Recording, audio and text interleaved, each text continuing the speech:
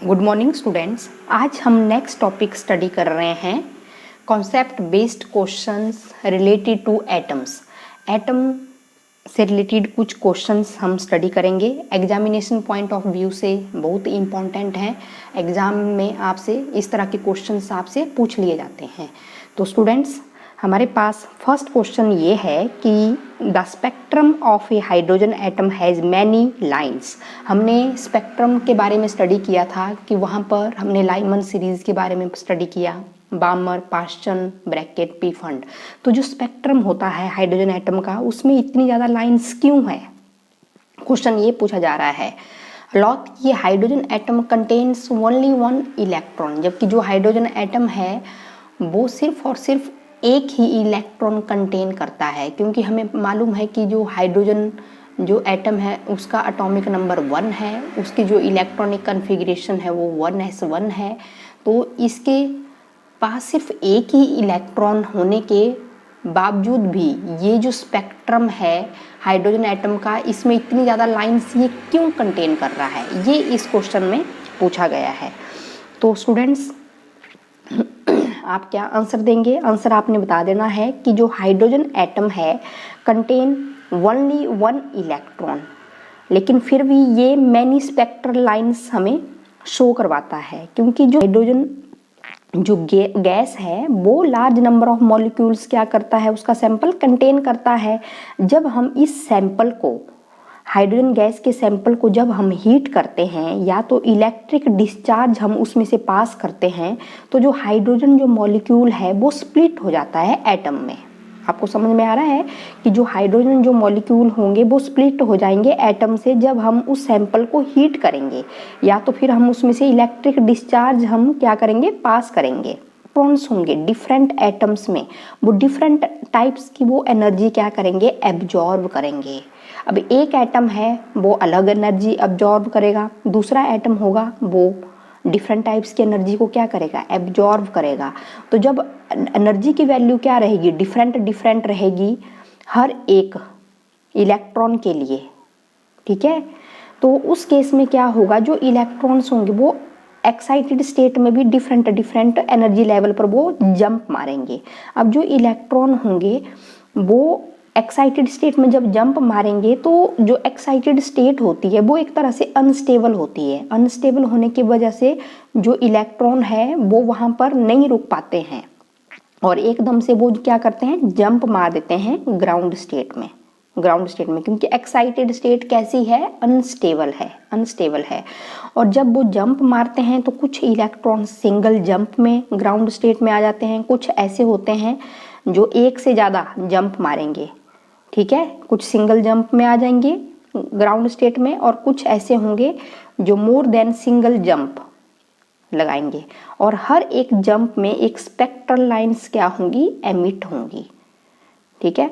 क्योंकि जो मैनी जो इलेक्ट्रॉन्स हैं, बहुत सारे जो इलेक्ट्रॉन होंगे वो जंप मारेंगे ग्राउंड स्टेट में, कुछ डायरेक्टली आ जाएंगे ग्राउंड स्टेट में, कुछ इनडायरेक्टली आ जाएंगे, कुछ एक से ज़्यादा जंप लगाएंगे। तो large number of spectral lines वहाँ पर एमिट होंगी हाइड्रोजन स्पेक्ट्रम के केस में। अब मैं आपको ये बता रही हूँ, अब देखो यहाँ पर क्या हो रहा है, ये हमारे पास डिफरेंट टाइप्स के एनर्जी लेवल्स हम डायग्राम हम स्टडी कर सकते हैं। जैसे ये n=1, ये हमने स्टडी किया था स्पेक्ट्रल लाइंस, हमने पीछे हाइड्रोजन के केस में हमने जहाँ पर एनर्जी लेवल हमने स्टडी किए थे कि यहाँ पर प्रिंसिपल क्वांटम नंबर n=1। फिर उसके बाद जो energy level of hydrogen atom जब हम स्टडी कर रहे थे तो हमने डिफरेंट एनर्जी लेवल्स के बारे में स्टडी किया था। n=2, यहाँ पर ये n=3, और उसके बाद जो स्पेक्ट्रल जो एनर्जी लेवल्स थे वो थोड़ा कैसे आ जाते थे, क्लोज आ जाते थे।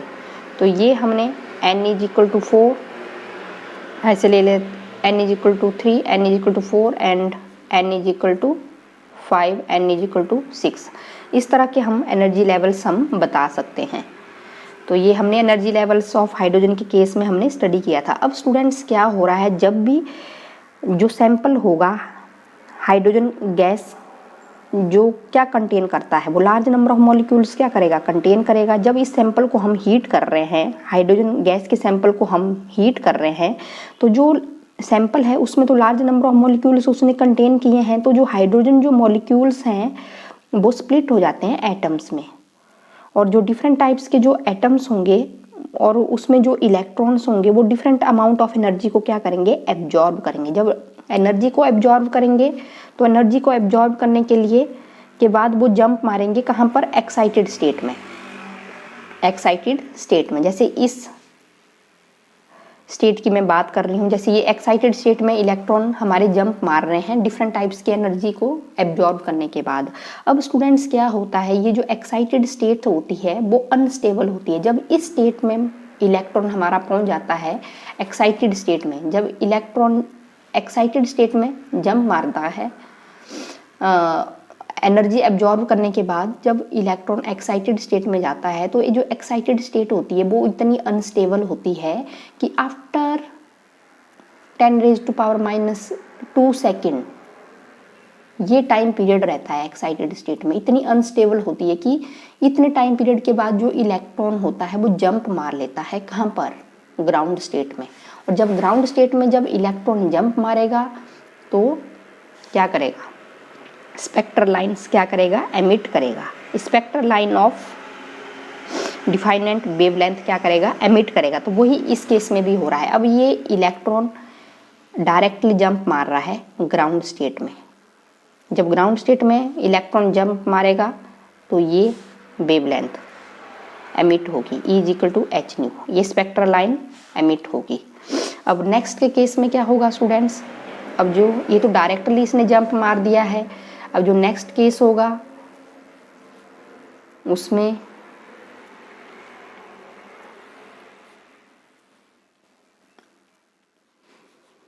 n=1, 2, n=3, n=4, n=5। तो इस केस में क्या होगा स्टूडेंट्स, जैसे इलेक्ट्रॉन ने पहले यहाँ पर जंप मारा 5th एनर्जी लेवल से 4th एनर्जी, तो जब यहाँ पर जंप मारा तो यहाँ पर इसने लाइट को क्या किया, एमिट किया।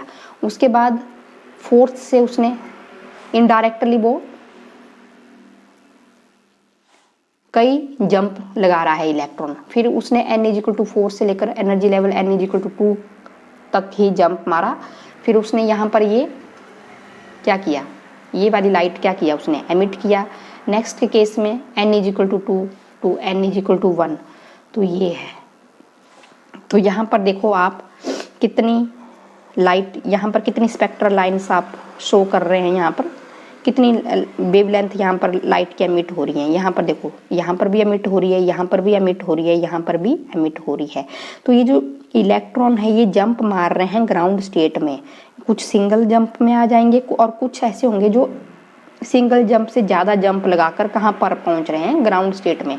जब एक से ज़्यादा जंप लगाकर ग्राउंड स्टेट में इलेक्ट्रॉन्स आ रहे हैं तो मैनी स्पेक्ट्रल लाइन्स वहाँ पर क्या हो रही हैं, एमिट हो रही हैं।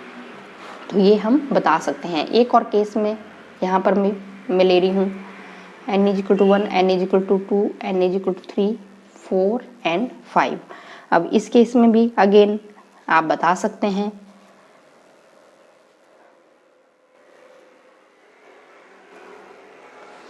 तो यहाँ पर भी ये जंप, फिर उसके बाद यहाँ पर भी जंप, फिर यहाँ पर भी जंप और फिर यहाँ पर भी जंप।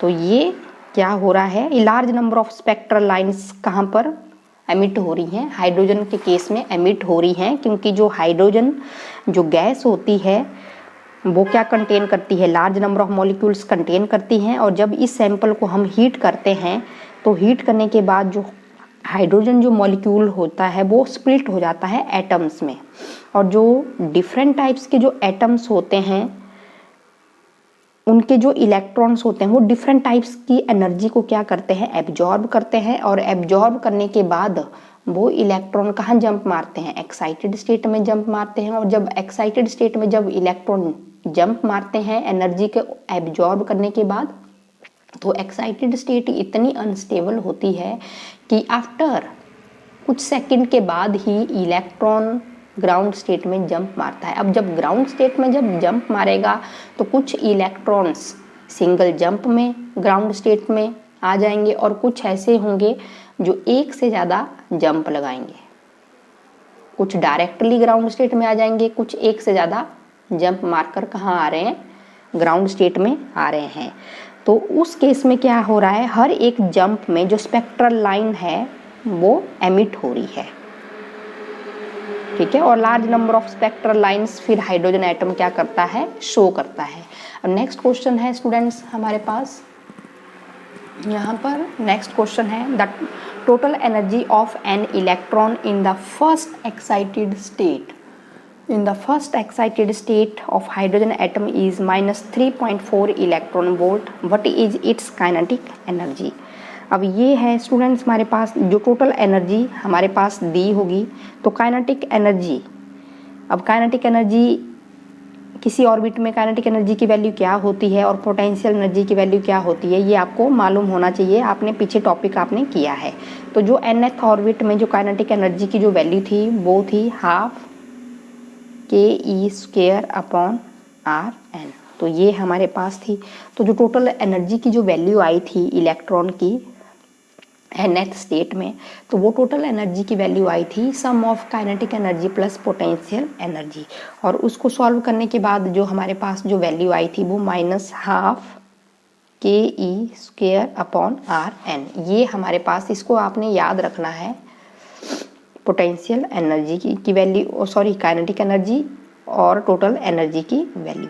और ये हमारे पास दी है total energy in the first excited state of hydrogen atom is -3.4 electron volt. तो ये जो टोटल एनर्जी की जो वैल्यू आ रही है, इसकी जो वैल्यू है -3.4 इलेक्ट्रॉन वोल्ट आ रही है। तो अब काइनेटिक एनर्जी हम निकाल सकते हैं। तो काइनेटिक एनर्जी आप देख रहे हैं, ये है हमारे पास, हम देख रहे हैं। तो काइनेटिक एनर्जी की जो वैल्यू रहेगी वो मॉड की फॉर्म में रहेगी total energy -12 ke² upon Rn। तो मॉड में ले रहे हैं तो माइनस हमारा किस में हो जाएगा, प्लस में आ जाएगा 3.4 इलेक्ट्रॉन वोल्ट, क्योंकि काइनेटिक एनर्जी माइनस में नहीं होती है। तो टोटल ये हमारे पास काइनेटिक एनर्जी की वैल्यू आ जाएगी 3.4 इलेक्ट्रॉन वोल्ट। नेक्स्ट क्वेश्चन है students, the total energy of an electron in the first excited state of hydrogen atom is -3.4 electron volt, but is it's potential energy of the electron in this state. तो इसमें potential energy की value क्या है। अब हमें मालूम है students कि जो हमारे पास वैल्यू रहती है टोटल एनर्जी की वैल्यू -12 ke² अपॉन Rn, इसको हमने करना है। और जो पोटेंशियल एनर्जी की जो वैल्यू रहती है, पोटेंशियल एनर्जी की वैल्यू -ke² अपॉन Rn नहीं लेंगे, R ही ले रहे हैं हम यहाँ पर।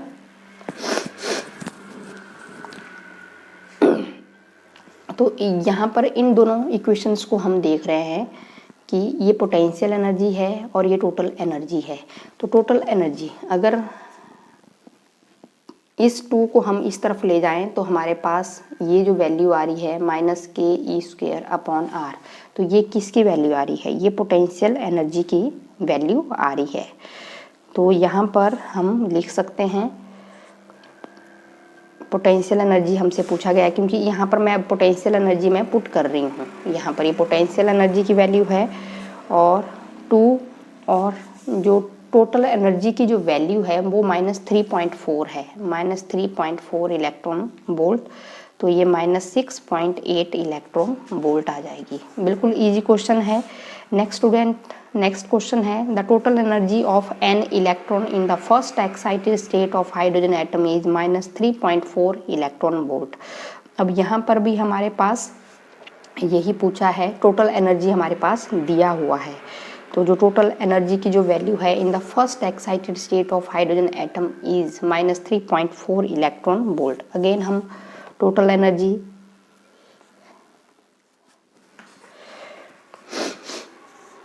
एनर्जी की वैल्यू -3.4 इलेक्ट्रॉन वोल्ट है।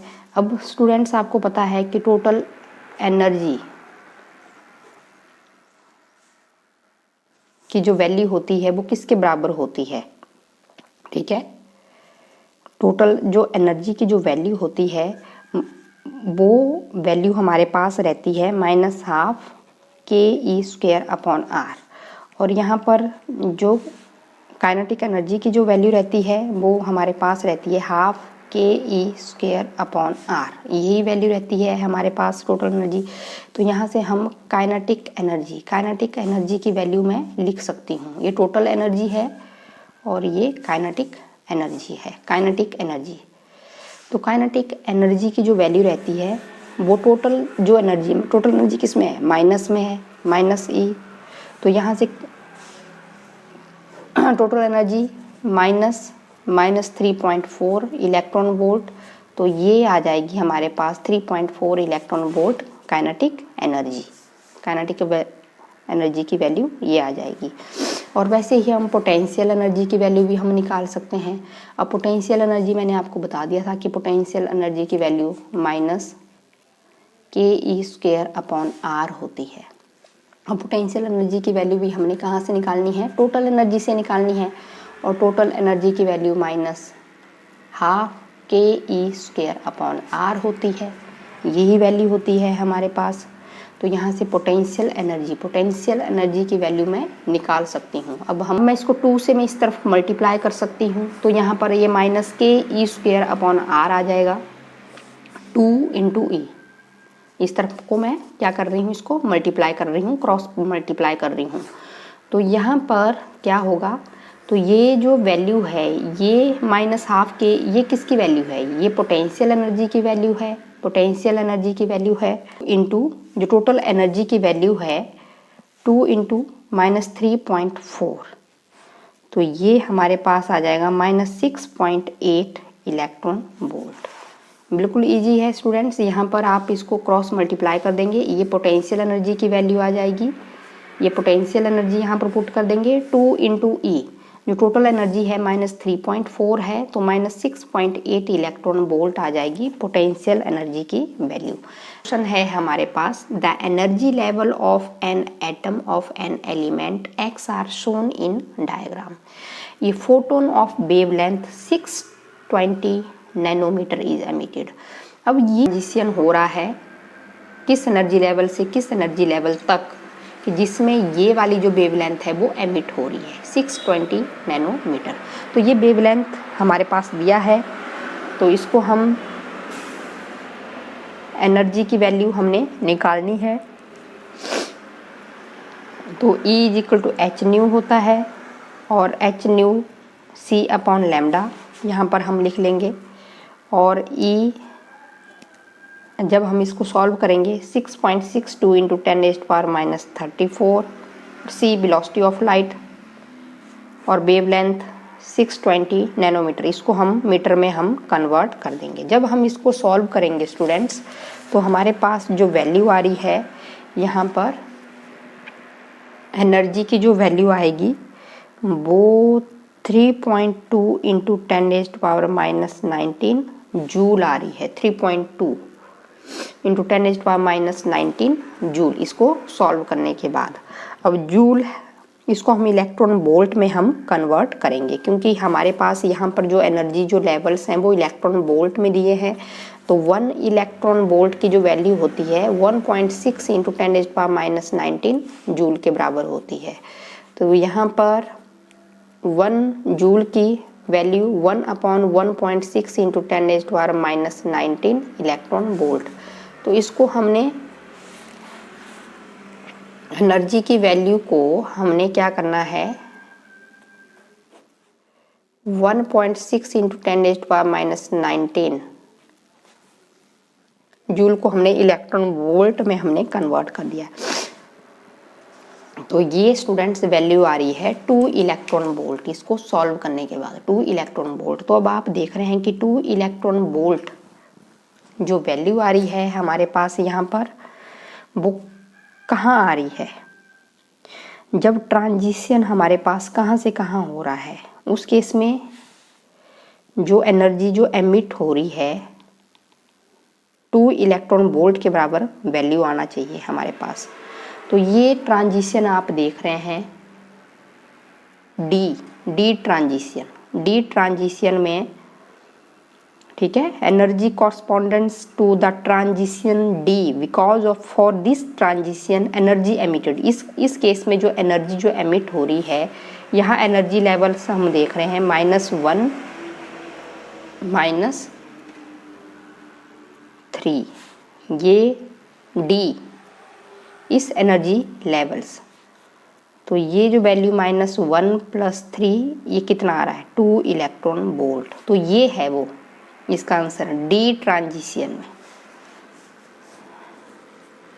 ये हमारे पास, क्योंकि जो वेवलेंथ है वो 620 नैनोमीटर जो वेवलेंथ है वो एमिट हो रही है, और ये किस ट्रांजिशन में एमिट हो रही है, ये डी ट्रांजिशन में एमिट हो रही है, क्योंकि यहाँ पर हम एनर्जी डिफरेंस हम निकाल देंगे, ठीक है, -1 -3, तो ये 2 इलेक्ट्रॉन वोल्ट। नेक्स्ट क्वेश्चन है students, energy of an electron in nth orbit of hydrogen atom is given by En -13.6 upon n square electron volt. How much energy is required to take an electron from the ground state to first excited state? देखेंगे energy of an electron in nth orbit of hydrogen atom is given by. तो ये energy की value रहती है हमारे पास। तो कितनी energy चाहिए इलेक्ट्रॉन को ग्राउंड स्टेट से फर्स्ट एक्साइटेड स्टेट में ले जाने के लिए? तो हमें एनर्जी की वैल्यू हमें पता है -13.6 upon n square electron volt आ जाएगा। और फर्स्ट ग्राउंड स्टेट के लिए जो एनर्जी की वैल्यू आएगी n = 1 पुट करेंगे, -13.6 इलेक्ट्रॉन वोल्ट। और सेकंड, क्योंकि क्वेश्चन में पूछा गया है how much energy is required to take an electron from the ground state to first excited state, और ये ग्राउंड स्टेट है और उसके बाद ये फर्स्ट एक्साइटेड स्टेट आ जाएगा, n = 2। अगर आपने energy level of hydrogen atom आपने स्टडी किए हैं तो आपको पता है वहाँ पर ग्राउंड स्टेट लिया था हमने, फिर फर्स्ट एक्साइटेड स्टेट लिया था, सेकंड एक्साइटेड स्टेट लिया था। तो वो पीछे वाले टॉपिक पहले आपको क्लियर होने चाहिए, तभी आपको ये क्वेश्चंस आपको अच्छे से समझ आएंगे। जब n = 2 होगा तो उस केस में जो फर्स्ट एक्साइटेड स्टेट -13.6 और यहाँ n 2 पुट कर देंगे 2 स्क्वायर, तो ये आ जाएगा हमारे पास -30.6 अपॉन 4 और ये -3.4 इलेक्ट्रॉन वोल्ट। तो वैल्यू क्या आई है -3.4 इलेक्ट्रॉन वोल्ट। तो therefore energy required to take an electron from the ground state to first excited state में, जब ग्राउंड स्टेट से फर्स्ट एक्साइटेड स्टेट में हमने इलेक्ट्रॉन को ले जाना है तो उस केस में E2 - E1। तो E2 की जो वैल्यू है वो -3.4 है और -E1 फर्स्ट एक्साइटेड स्टेट में -13.6 है। -3.4 + 13.6, तो ये जो वैल्यू आएगी ये 10.2 इलेक्ट्रॉन वोल्ट आ जाएगी। तो ये है value 10.2 electron volt. Of photon of energy 9.8 electron volt is incident on hydrogen gas containing all atom in the ground state. Ground state में इस एनर्जी को हम इंसिडेंट करते हैं। It is found that the beam of photon is completely transmitted through the gas without absorption.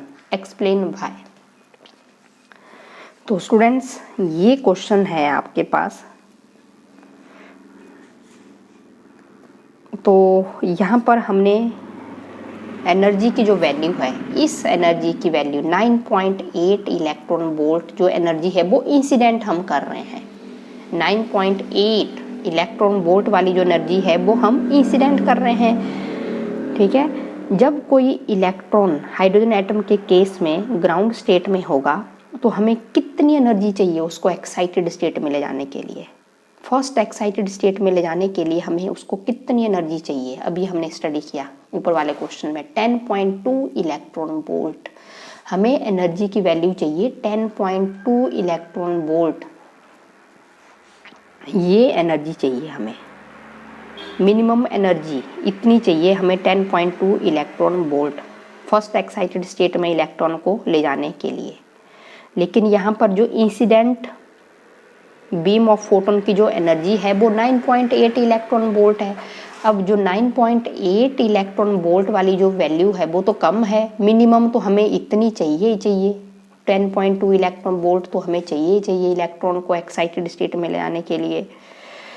तो इस case में क्या होगा, जो इलेक्ट्रॉन होंगे हाइड्रोजन एटम के वो एक्साइटेड स्टेट में जाएंगे ही नहीं, will not able to go to the excited state. इस एनर्जी को इंसिडेंट हमने किया भी था, उन्होंने इस एनर्जी को एब्जॉर्ब भी किया, लेकिन इतनी एनर्जी नहीं है क्योंकि हमें मिनिमम तो हमें ये 10.2 इलेक्ट्रॉन वोल्ट एनर्जी चाहिए इलेक्ट्रॉन को एक्साइटेड स्टेट में ले जाने के लिए। ठीक है, तो जो हाइड्रोजन जो गैस होगी वो इस एनर्जी को क्या करेगा, एब्जॉर्ब ही नहीं करेगा, क्योंकि उसको कितनी चाहिए एक्साइटेड स्टेट में ले जाने के लिए, उसको मिनिमम एनर्जी तो 10.2 इलेक्ट्रॉन वोल्ट चाहिए ही चाहिए। नेक्स्ट क्वेश्चन है स्टूडेंट्स यहाँ पर, calculate the speed of electron revolving around the nucleus of hydrogen atom in order that it may not be pulled into the nucleus by electrostatic attraction। अब students हमें मालूम है ये न्यूक्लियस है and electron are revolving around the nucleus, क्योंकि जो electron है वो न्यूक्लियस के अराउंड क्या कर रहे हैं, वो रिवॉल्व कर रहे हैं। ये जो इलेक्ट्रॉन्स हैं ये न्यूक्लियस इनको पुल्ड क्यों नहीं कर रहा है, कि जिसकी वजह से जो इलेक्ट्रॉन है वो यहीं पर फॉल कर जाए, न्यूक्लियस में फॉल कर जाए। तो ये हमने लास्ट में भी हमने स्टडी किया था। तो हमने स्पीड निकालना है कि जो रिवॉल्विंग जो इलेक्ट्रॉन है will not be pulled into the nucleus by the electrostatic attraction, क्योंकि इस केस में जो इलेक्ट्रोस्टैटिक जो अट्रैक्शन है, सेंट्रीपिटल फोर्स की जो वैल्यू है वो इक्वल है किसके बराबर, इलेक्ट्रोस्टैटिक फोर्स ऑफ अट्रैक्शन के बराबर। तो जो सेंट्रीपिटल फोर्स और इलेक्ट्रोस्टैटिक फोर्स ऑफ अट्रैक्शन की वैल्यू क्या है, इक्वल है। और सेंट्रीपिटल फोर्स हमें पता है mv²/r होता है, और electrostatic force of attraction 1/4πε0 e²/r², ये हमने स्टडी किया है। तो यहाँ से हमने स्पीड निकालना है कि स्पीड की वैल्यू क्या रहेगी। तो स्पीड की वैल्यू हम निकाल सकते हैं। तो आपको पता है यहाँ पर ये v² है, तो 1/4πε0 और यहाँ पर e² और ये mr आ जाएगा, क्योंकि यहाँ से r ये कैंसिल हो जाएगा, और v की वैल्यू आ जाएगी 1/4πε0 e²/mr। और यहाँ से हम E को हम बाहर हम ले सकते हैं, E= और इसको हम मल्टीप्लाई कर देंगे अंदर 1/4πε0 mr, 4πε0 1/mr। और यहाँ पर जो वैल्यू है, जो बोहर जो रेडियस की जो वैल्यू हमने निकाली थी वो आपने याद रखनी है। इसकी जो वैल्यू आती है 5.29 × 10⁻⁻11 मीटर। वैसे मास की value 9.1 × 10⁻31 kilo. Charge on electron 1.6 × 10⁻19 coulomb. और वैसे ही 1/4πε0 1/4πε0 की वैल्यू 9 × 10⁹ न्यूटन मीटर स्क्वायर पर कूलम स्क्वायर। तो ये सारी वैल्यूज जब हम पुट करेंगे तो जो वेलोसिटी की जो वैल्यू आएगी वो 2.19 × 10⁻6 मीटर पर सेकेंड आएगी।